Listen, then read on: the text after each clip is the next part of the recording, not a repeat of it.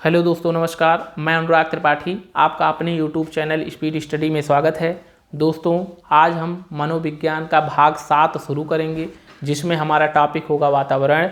इसके पहले हमने वंशानुक्रम के बारे में आपको बताया था पार्ट 6 में। जो उस वीडियो को ना देखे हों उसको ज़रूर देख लें। दोस्तों, आप जानते हैं कि बालक के विकास पर 2 महत्वपूर्ण कारकों का प्रभाव पड़ता है। पहला वंशानुक्रम होता है और दूसरा वातावरण होता है। तो आज हम यहाँ पर वातावरण के बारे में चर्चा करेंगे। देखिए, वातावरण को पर्यावरण भी कहा जाता है, यानी कि वातावरण का पर्यायवाची के रूप में हम पर्यावरण शब्द को जो है प्रयुक्त करते हैं। अब यहाँ पर जानेंगे पर्यावरण होता क्या है। देखिए, जो है पर्यावरण जो शब्द है वो जो होता है परि और आवरण से मिलकर के बना होता है। परि और आवरण से मिलकर के बना होता है। परि का अर्थ होता है चारों ओर, और आवरण का अर्थ होता है घेरा अथवा ढकने वाला। अतः यहाँ पर पर्यावरण शब्द का शाब्दिक अर्थ क्या हुआ? पर्यावरण शब्द का शाब्दिक अर्थ क्या हो जाएगा? चारों ओर से घेरने वाला। चारों ओर से घेरने वाला। बालक के चारों ओर जो कुछ भी है, यानी व्यक्ति के चारों ओर जो कुछ भी है, वही उसका क्या है? पर्यावरण है। वही उसका क्या है? वातावरण है। यानी कि व्यक्ति के चारों ओर वे सभी कारक जो उसके व्यवहार को, उसकी जो है संस्कृति को प्रभावित करते हैं, वही उसका क्या कहलाता है? वातावरण कहलाता है। यानी जो कुछ भी उसके ऊपर उसके प्रभाव पड़ता है, जो कुछ भी उसके चारों ओर है, जो उस पर प्रभाव अपना डालता है, वही उसका क्या कहलाता है? वातावरण कहलाता है। दोस्तों, अगर पर्यावरण शब्द के विभाजन की बात किया जाए, यानी इसके प्रकार या शाखाओं में विभक्त करने की बात किया जाए, तो पर्यावरण जो होता है वो मुख्यतः 2 भागों में विभाजित किया जाता है। एक को हम भौतिक पर्यावरण कहते हैं और दूसरे को सामाजिक पर्यावरण कहते हैं। जो भौतिक पर्यावरण होता है, देखिए भौतिक पर्यावरण होता है, इसको 2 भागों में बांटा जाता है। एक को हम जैविक पर्यावरण कहते हैं, एक दूसरे को हम अजैविक पर्यावरण कहते हैं।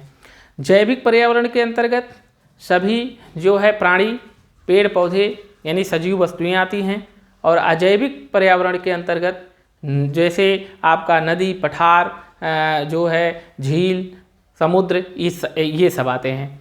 सामाजिक पर्यावरण के अंतर्गत मानव के द्वारा जो है निर्मित वस्तुएं आती हैं, जो है मानव जीवन को प्रभावित करती हैं।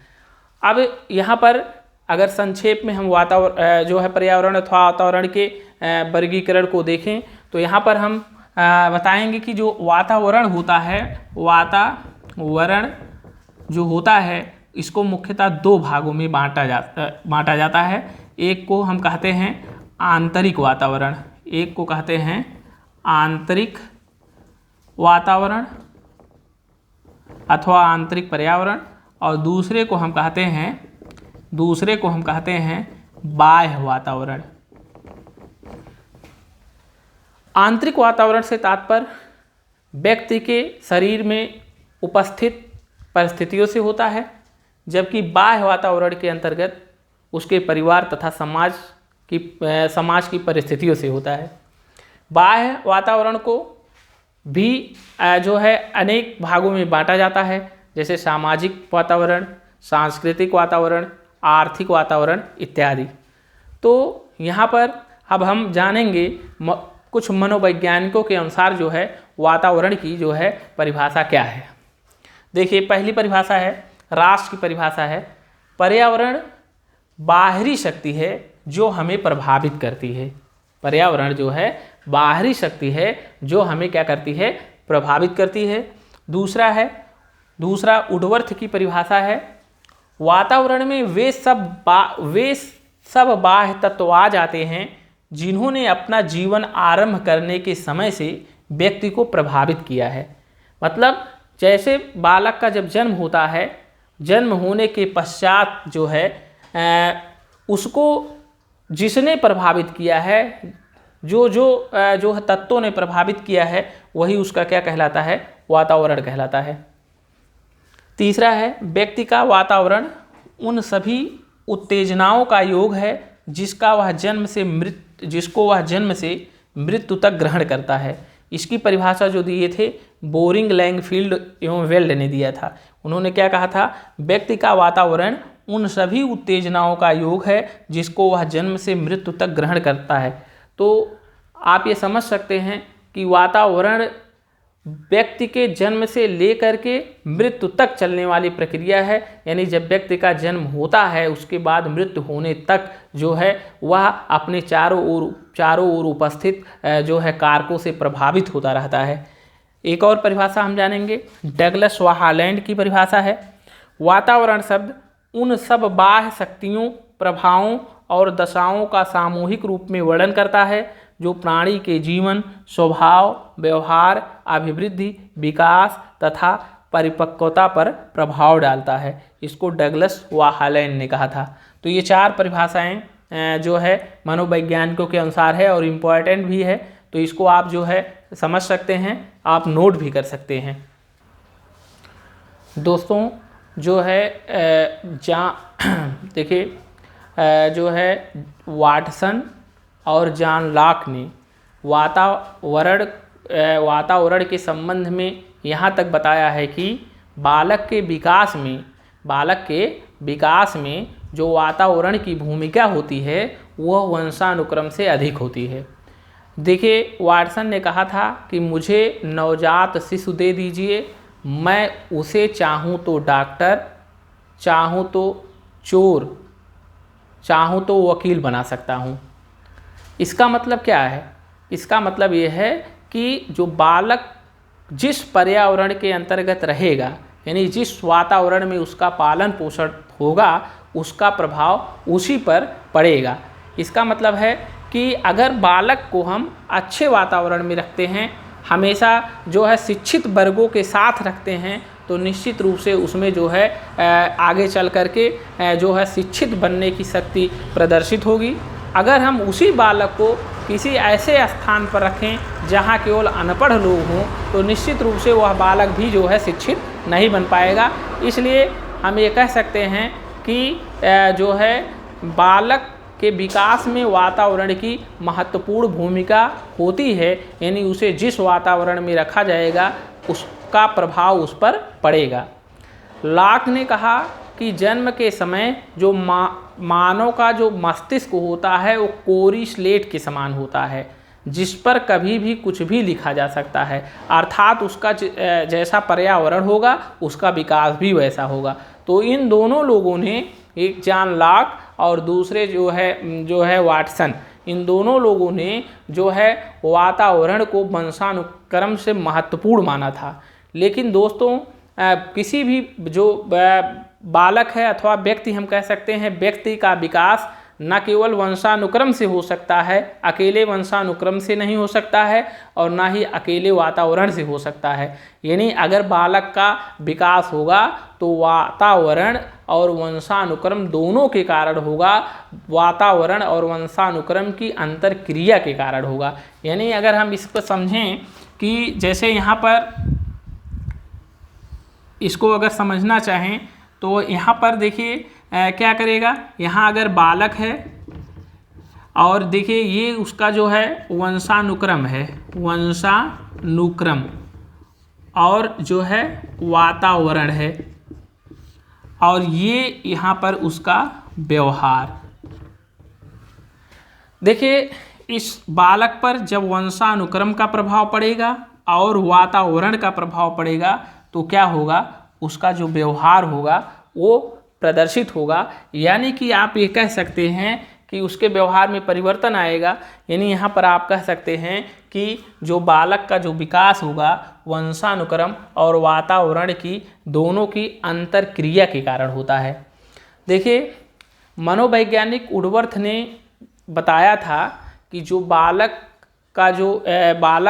के विकास पर वंशानुक्रम और वातावरण के योगफल का प्रभाव नहीं पड़ता है।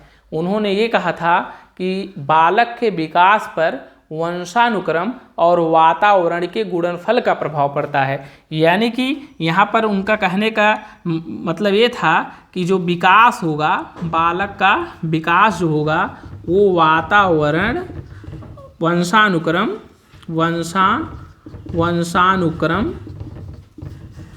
और वातावरण के गुणनफल के रूप में होगा।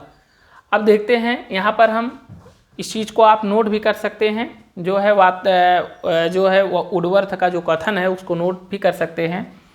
देखिए यहाँ पर आप जानिए, मानव के विकास में वंशानुक्रम और वातावरण दोनों का समान योग है। व्यक्ति वंशानुक्रम और वातावरण का योगफल नहीं, बल्कि दोनों तत्वों का गुणनफल है। यानी कि ये किसकी परिभाषा थी? ये जो थी वुडवर्थ का कथन था। किसका कथन था? वुडवर्थ का कथन था। यानी वुडवर्थ इसलिए यहाँ पर लिखा गया है विकास बराबर वंशानुक्रम गुणे वातावरण। ये बहुत इंपॉर्टेंट है, पूछा भी जाता है किसके द्वारा ये कहा गया है। क्रो ने कहा है कि व्यक्ति का निर्माण न केवल वंशानुक्रम से तथा न केवल वातावरण से होता है, बल्कि वह जैविक दाय और सामाजिक विरासत के एकीकरण की उपज है। ये भी इम्पोर्टेंट परिभाषा है क्रो की। यानी व्यक्ति का निर्माण न केवल वंशानुक्रम से तथा न केवल वातावरण से होता है, बल्कि वह जैविक दाय और सामाजिक विकास के एकीकरण की उपज है। यानी इसका मतलब है कि व्यक्ति के वंशानुक्रम वातावरण के एकीकरण की उपज है। मैकाइवर व पेज ने कहा है, जीवन के सभी गुण वंशानुक्रम में हैं। इन गुणों का प्रकट होना पर्यावरण पर निर्भर करता है।